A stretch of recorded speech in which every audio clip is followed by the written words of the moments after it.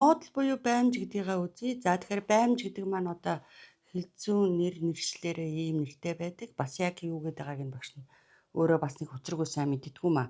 Зөвөр өөрөө дотроо ухаад бодоод үзэхээр үйл үгний урт талд байж байдаг үг гэсэн үг юм шиг байна. Тэгээд үйл үгэндээ туслаад хоёулаа нийлж байгаа тухайн өгүүлбэрийн өгүүлхэн гишүүнийг бүрдүүлдэг үгийг хэлдэг юм болов уу гэж одоо баймж гэдгийг боддог. Тэгэхээр англиар model, монголоор баймж гэдэг байна шүү дээ. За баймж буюу модал гэдэг маань англи хэлний өгүүлхэн гишүүнийг бүрдүүлэхэд асар их үүрэг гүйцэтгэдэг. За цаг шиг задлаад үсэх юм бол одоо 60 орчим болцдог ийм одоо байгаа. Гэтэл манайхан бол үүлгийн цагийг одоо айхтар чухалчлаад байдаг болохоос биш дунд сургууль, дээд сургуулийн одоо энэ сурах хүчиг ном гарын авлага дээр бол энэ хитгэн тооны модал буюу одоо can, may, must, should, would гэдэг нэг цөөхөн тоогоор хязгаарлаад орхиод байдаг нь бас учир дутагдaltaй санагддгийг. Гэтэл одоо цагнаас олон хувилбартай. Өөрөөр хэлбэл одоо модал буюу баймжийг зүгээр тоолоход 20 болцдог. Тийм үү? Тэгээд зарим нь нэг цаг дээр хэрэглэгдэн зөвхөн өнгөрсөн цаг дээр, зарим нь болохоор хоёр үйл үгийн одоо цаг дээр хэрэглэгдэн одоо болон ирээдүйн утга гаргана. Зарим нь бүр өнгөрсөн одоо ирээдүйн утгыг гаргадаг ийм шинжээрээ үйл үг шиг задлах юм бол 60 орчим болоод илгэрчдэг. Тэгэд маш их айхтар нарийн бүтцтэй учраас өнөөдрийн хичээл дээр бол зөвхөн одоо бүтцийг багш нь тайлбарлаад монгол хэл дээр юу гэж орчуулдгийг дараалуулаад хэлээд өгье. Тэгээд цаашдаа бол тус бүрд нь одоо яаж бүтээдгийг юу гэж орчуулдгийг хизээ хэрэгэлдэм бэ гэдэг дарааллаа баримтлаад үзэх болно.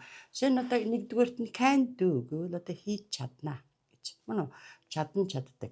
Can be done гэвэл хийгдэж чадна, хийгдэж болно. Гуравт нь could do гэвэл өнгөрсөн дэх чадамж учраас тэгж чадсан, ингэж чаддаг байсан гэж. Could be done гэвэл одоо хийгдэж болох байсан гэж. Could have done гэвэл одоо хийчихэж чадах байсан. Мөн үү? Could have been done гэвэл хийгдэж чадах байсан. Гэхдээ хийгдээгүй. May do хийж болох юм. May be done хийгдэж болох юм. Might do хийж болох юм. Might be done за бас хийгдэж болох юм. За might have done гэвэл одоо хийгдэж болох байсан. Гэхдээ хийгээгүй. Might have been done гэвэл хийгдэж болох байсан. Гэхдээ бас хийгдээгүй гэсэн юм утгыг гаргадаг. За 13-т must do хатуу шаардлагыг илэрхийлдэг учраас заавалчгүй хийх ёстой. Must be done хийгдэх ёстой. Must have done хийчихсэн юм байна л та. Мөн үү? Хийцэн болж таарлаа шүү. Өнгөрсөн дэх таамаг хийцнээс гарцаагүй гэд. Must have been done гэвэл хийгдчихсэн юм байна л та. Хийгдчихсэн болж таарлаа шүү. Passive дээр must be doing хэлбэртэй байх юм бол өнөө цагийн таамаг болдог учраас ингэж байгаа юм байна л та гэдэг. Мөн үү? Must be being done гэвэл тэгэгдэж байгаа юм байна л да. Тэгж байгаа болж таарлаа шүү. Ингэгдэж байгаагаас гарцаагүй янз нь гэсэн таамаг болно. За would do байвал ингэх байхаа, ингэх болов уу гэдэг утгыг өгнө. Would play гэвэл одоо тоглох байхаа гэд. Гэтэл would be done гэвэл ингэгдэх болов уу. Would have done гэвэл ингэгдэж болох байсан юм аа. Гэхдээ болоогүй. Мөн үү? За ингэгдэж болох байсан байхаа гэвэл одоо would have been done гэд. Мөн үү? Ингэгдэж болох байсан байхаа. Гэхдээ тэгэгдээгүй.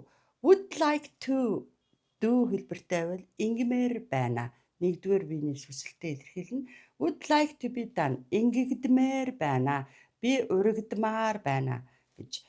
Should do байвал ингэх хэрэгтэй, ингэвэл зохигдолтой, ингэчүүл их сайн байна. Should be done ингэгдэх хэрэгтэй, ингэгдвэл зохилтой. За should have done гэвэл одоо өнгөрсөнд хийгээгүй юм а ингэсэн байсан бол уг нь зүгээр хэлсэн. Ингэчгүй яасан, ингэчгүй өгснээ хийж исэн гэдэг. Should have been done байвал одоо тийм ээ passive дээрээ ингэгдсэн бол уг нь зүгээр хэлсэн. Ингэгдчихгүй яасан болоо гэдэг. Мөн үү? Shouldn't have done гэвэл өнгөрсөнд хийсэн юм дээр харамсаж байгаа учраас ингэсэн байсан бол уг нь зүгээр хэлсэн. Ингэчихгүй яасан битээ гэдэг. Going to do хийхээр зэгсэн завдсан үйл учраас ингэх гэж байгаа. Going to be done ингэгдэх гэж байгаа. have to do ингэхээс өөр арга алга, have to be done ингэгдэхээс өөр алга, is to do ингэхгүй бол болохгүй байна, ингэж таарад байна, is to be done ингэгдэх юм байгаа юм. Гэхдээ бүү мэдээ. Was to do ингэж таарсан юм аа. Ингэхгүй бол болохгүй байсан юм аа. Was to be done ингэгдэх байсан юм аа. Гэхдээ ингэгдээгүй. Энэ байшин одоо өнгөрсөн 7 хоногт баригдах байсан юм аа. Гэхдээ баригдаагүй. Is supposed to do ингэх юм шиг байгаа юм. Is supposed to be done ингэгдэх юм шиг байгаа юм. Used to do ингэдэг байж билээ. Used to be done ингэгддэг байж билээ. Tends to do ингэх чиг хандлагатай. Tends to be done ингэгдэх чиг хандлагатай. Need to do ингэх хэрэгцээ гараад байна. Need to be done ингэгдэх хэрэгцээ гараад байна. Dare to do ингэж зүрхлэх. Dare to be done ингэгдэж зүрхлэх, зориглох. Want to do ингэхийг хүсэх. Want to be done ингэгдэхийг хүсэх. За, had better do ингэснэн дээрээ. Had better not to be done ингэгдэх нь дээрээ. Ought to do ингэх нь зүйтэй. Ought to be done ингэгдэх нь зүйтэй. Had better not do ингээд дэмийдээ. Had better not be done ингэгдээд дэмийдээ. Would rather ингэдэг юм уу да. Би ч ингэчтэй юм уу да. Be keen on ийм өмнө одоо дуртай, хорхоотон. Be fond of ийм өмнө хорхоотон, дуртай, дурлагч гэсэн утгыг гаргадаг. Ийм одоо 57 одоо баймжиг багш нь зүгээр орчуулгын тайлбарлаа.